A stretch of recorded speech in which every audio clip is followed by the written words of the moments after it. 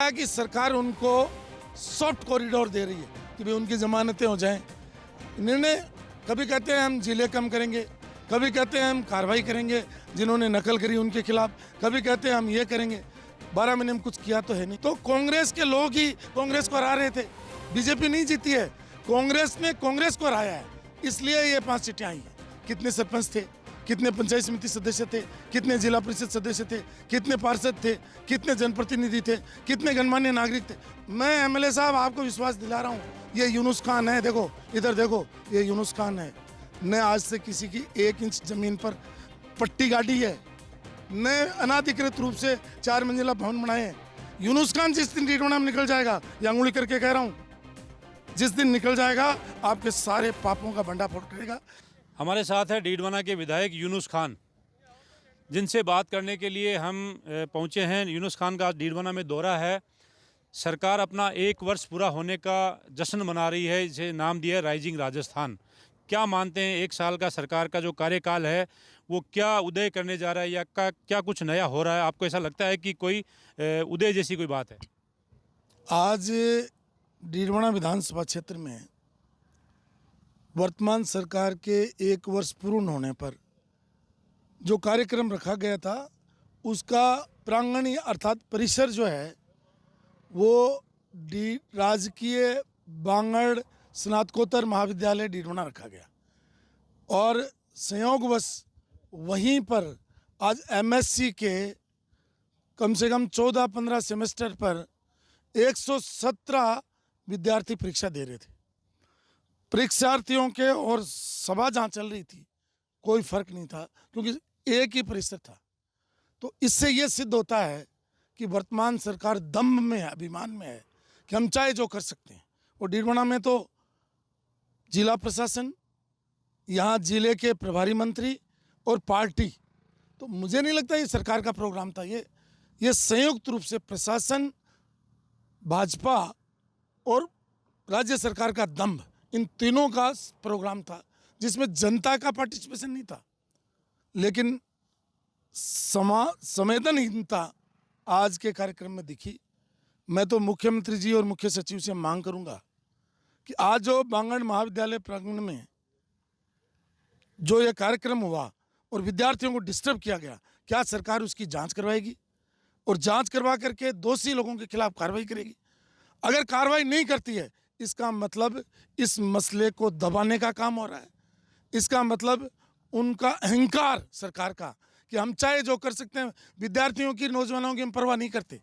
आज भी मैं विज्ञापन पढ़ रहा था, काश 1 साल में नई वैकेंसी निकालते और आरपीएससी के अंदर पुनर्गठन करते और आरपीएससी के चेयरमैन की नियुक्ति करते। जिस सरकार के 12 महीने के कार्यकाल में युवाओं को रोजगार देने वाली एजेंसी का चेयरमैन नहीं, उसकी क्या उपलब्धि हो सकती है? तो मेरा तो विनम्रता के साथ माननीय भजनलाल जी को निवेदन है और मुख्य सचिव से भी आग्रह है कि इस बांगड़ महाविद्यालय परिसर में जो आज कांड हुआ उसकी जांच करवाएं और दोषियों के खिलाफ कार्रवाई करवाएं। पेपर लीक को लेकर एक लोगों में एक आशाएं, एक उम्मीद थी कि ये सरकार बदलेगी तो पेपर लीक होना बंद हो जाएंगे और जांच भी होगी, कई लोग जेल में भी जाएंगे। जेल में जा रहे हैं, पहले भी जा रहे थे, अब भी जा रहे हैं। लेकिन क्या लगता है कि पेपर लीक का मामला वो है कि काफ़ी हद तक निपट गया? जो पेपर लीक में लिप्त थे और अरेस्ट हो गए, जिन्होंने नकल करके और जो एसआई बने या और कोई अधिकारी बने, मुझे लगता है कि सरकार उनको सॉफ्ट कॉरिडोर दे रही है कि भाई उनकी जमानतें हो जाएं। निर्णय कभी कहते हैं हम जिले कम करेंगे, कभी कहते हैं हम कार्रवाई करेंगे जिन्होंने नकल करी उनके खिलाफ, कभी कहते हैं हम ये करेंगे। 12 महीने में कुछ किया तो है नहीं। आज ज़रूर किया डीडवाना के अंदर। मैं बधाई देता हूँ, मतलब जो है उन बेचारे बच्चों को जिन्होंने इतने डिस्टर्बेंस के बाद परीक्षा दी। तो उनके परिजन, स्थानीय संभ्रांत नागरिकों ने ये शिकायत की है। उस शिकायत को जनप्रतिनिधि होने के नाते आगे तक पहुंचाना मेरी जिम्मेदारी है। एक और सवाल है आपसे कि जिस तरह से उपचुनाव हाल ही में हुआ है, जिसका रिजल्ट आया है, वो भारतीय जनता पार्टी को बढ़त दिलाता है और वो उनके गर्व करने जैसी बात है, तो आप क्या मानते हैं? सर, आप अधिक कमाते हैं, इसका मतलब ये थोड़ी है कि जनता को रोंद दो। वो तो कांग्रेस की आपसी फूट, कांग्रेस खुद चाहती थी कि वर्तमान सरकार 5 साल चले, जिससे 2028 में हम वापस इस सरकार के चलते चुन के आ जाएं। तो कांग्रेस के लोग ही कांग्रेस को हरा रहे थे, बीजेपी नहीं जीती है, कांग्रेस ने कांग्रेस को हराया है, इसलिए ये 5 सीटें आई हैं।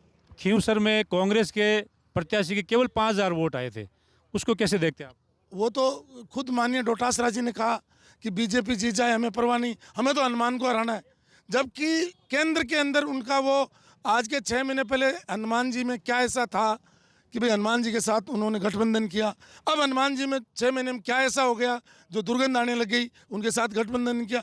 ये तो डोटासरा जी बता सकते हैं साहब, मैं तो निर्दलीय आदमी हूँ। कांग्रेस बीजेपी क्या करती है वो बताएं, लेकिन जनता ये कह रही है कि कांग्रेस ने कांग्रेस को हराया।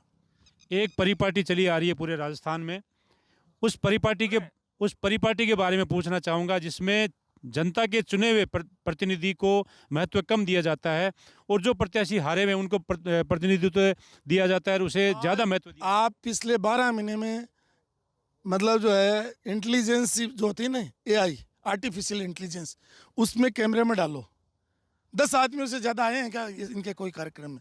मंत्री जी आते हैं, उनको खुद डाल लें, और AI में उनको डालना नहीं आता मैं डाल दूंगा। तो 10 आदमियों से ज़्यादा जनता। आज आपसे पूछ रहा हूँ, आप कार्यक्रम में थे, कितने सरपंच थे, कितने पंचायत समिति सदस्य थे, कितने जिला परिषद सदस्य थे, कितने पार्षद थे, कितने जनप्रतिनिधि थे, कितने गणमान्य नागरिक थे? वही 10 आदमी हैं जो मंत्री के इर्द गिर्द घूमते हैं। तो उन 10 से मेरी अवहेलना नहीं थी। मैं तो जय जय जनता, जय जय डीडमणा, जनता के बीच में था, जनता के बीच में हूँ और जनता के बीच में रहूँगा और जनता के काम करवा ही रहा हूँ। बाकी मुझे फ़ोटो का शौक़ है नहीं और मैं ऐसे फ़ोटो शो में अपने आप को जाना भी नहीं चाहता। आने वाले जो पंचायत के चुनाव है, नगर निगम के चुनाव है, उसमें यूनुस खान का स्टैंड क्या रहेगा? अभी तो कांग्रेस बीजेपी एक हुई है दोनों, अभी तो दोनों एक हैं। अब इन दोनों को एक बार देखते हैं, देखें चुनाव में कैसे लड़ते हैं। चुनाव भी एक होकर के लड़ेंगे क्या? तो मैं तो तैयार हूँ, जनता तैयार है कि कांग्रेस और बीजेपी जो संयुक्त चुनाव होगा, क्योंकि वही काम हो रहा है जो कांग्रेस के टाइम में हो रहा था। और सारे जानते हैं कि वर्तमान MLA जो एक्स MLA है वो भी मेरे खिलाफ बोलता है, ठीक है साहब, और जो भाजपा का प्रत्याशी रहा वो भी मेरे खिलाफ बोलता है। तो इसका मतलब पावर में मैं हूँ, क्योंकि जो पावर में होता है उसके खिलाफ बोला जाता है, और पावर क्या होता है वो हमसे ज़्यादा कौन जानता है। इसलिए हम तो कोई दलाली का काम तो जीवन में पहले ही नहीं किया, अभी नहीं करेंगे। और रही बात, समय आया, पहले भी बताया, अब और बता देंगे। लेकिन एक मुझे बहुत अच्छा लगा कि कांग्रेस बीजेपी दोनों एक हो गई, उनको एक होने की बधाई, और भगवान इनको एक ही रखे, अगले चुनाव में दोनों से एक साथ लड़ना पड़े, अलग अलग नहीं लड़ना पड़े। स्थानीय विधायक रहे पूर्व में कांग्रेस के, उन्होंने एक प्रेस कॉन्फ्रेंस करी और बार बार वो एक ही बात कहते हैं कि यूनुस खान एयरपोर्ट बनाने वाले थे, वो एयरपोर्ट का है, या आपके 1 साल के कार्यकाल को लेकर भी सवाल खड़े करते हैं। आप क्या कहेंगे? भाई मुझे तो उनके ज्ञान पर बहुत ही मतलब मैं हंस तो नहीं सकता क्योंकि वो भी MLA रहे हैं, लेकिन मैं हंसी रोकते हुए उनके ज्ञान में बढ़ोतरी करना चाहता हूँ कि वो 2007-8 का बजट उठा लें, और उसमें जो माननीय वसुंधरा जी ने घोषणा की थी कि डीडवाना में महिला महाविद्यालय जन सहभागिता, इसको अंग्रेजी में बोलते हैं MLA साहब PPP, पब्लिक प्राइवेट पार्टनरशिप। तो ये बजटरी अनाउंसमेंट है मानिए, हमारे तो 2006 से ले चला रहे हैं और आज 2024 से 18 साल में करोड़ों रुपए लग रहे हैं, 1 रुपया फीस लेते नहीं है, 1 रुपया। और आज हमारे पास लगभग 1400 बच्चियाँ छात्राएं पढ़ रही हैं, उनसे किसी भी तरीका का, उसमें BA है, BCom है, BSc है, BCA है और MA है, और उसमें भी मतलब अलग अलग विषय हैं। अब उन्होंने जो विद्यालय खोला था महाविद्यालय, उसमें तो 90 छात्र थे, खाली BA था। तो मैं उनसे पूछना चाहता हूँ MLA साहब, पहले हमसे बैठ करके बात करते, आप अगर इतने संवेदनशील थे तो, कि भाई हमारे 2nd ईयर के बच्चों का क्या होगा, हमारे 3rd ईयर के बच्चों का क्या होगा, हमारे MA प्रीवियस के बच्चों का क्या होगा, हमारे BCom के बच्चों का क्या होगा, BSc के बच्चों का क्या होगा, MA के बच्चों का क्या होगा, BCA के बच्चों का क्या होगा, MCA के बच्चों का क्या होगा। जो हमारी इतनी छात्राएं थी उनके बारे में तो आपने सोचा ही नहीं। और मैं MLA साहब आपको विश्वास दिला रहा हूँ, ये यूनुस खान है, देखो इधर देखो, ये यूनुस खान है, न आज से किसी की 1 इंच ज़मीन पर पट्टी गाड़ी है, न अनाधिकृत रूप से 4 मंजिला भवन बनाए हैं। यूनुस खान जिस दिन डीडवाना में निकल जाएगा, ये अंगुली करके कह रहा हूँ, जिस दिन निकल जाएगा आपके सारे पापों का भंडाफोड़ करेगा। इसलिए हमें 1 इंच भी ज़मीन, मैं घोषणा कर रहा हूँ और घोषणा कर रखी है कि इस महाविद्यालय में यूनुस खां का परिवार 1 इंच भी ज़मीन नहीं लेगा। न मैंने कभी किसी पर कब्जा किया है न करूँगा। आप अपना ज्ञान बढ़ाइए, क्योंकि लोगों को शर्म आती है कि ऐसा व्यक्ति हमारा 5 साल MLA रह गया। एयरपोर्ट को लेकर बहुत चर्चा है, वो बार बार एयरपोर्ट की बात करते हैं। आपने क्या वास्तव में डीडवाना में एयरपोर्ट बनाने की बात कही थी? क्या बनाऊंगा, उनके कहने से थोड़ी बनाऊंगा। वास्तव में आपने कहा वो जो काम करते हैं वो मैं थोड़ी करूंगा। वो कैसे काम करते हैं पूरी जानते हैं। मैं तो उनके मतलब जो पापों पर पर्दा डाल रहा हूँ कि यार MLA रहे हैं, डीडवाना की नाक कटती है।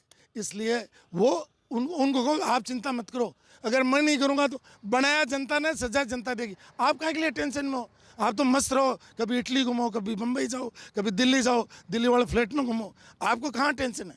आप तो घूमते फिरो, आप क्यों टेंशन पड़ो? टेंशन जिन्होंने मुझे वोट दिया वो पढ़ेंगे। आपके कहने से तो मैं कुछ करने वाला हूँ नहीं, क्योंकि आपके कहने से करूँगा तो जो उन कर्मों को फिर मैं भी भुगतूंगा। इसलिए मैंने जो डीडवाना की जनता से वादे किए हैं, ये यूनुस खान है, ये पूरा करेगा।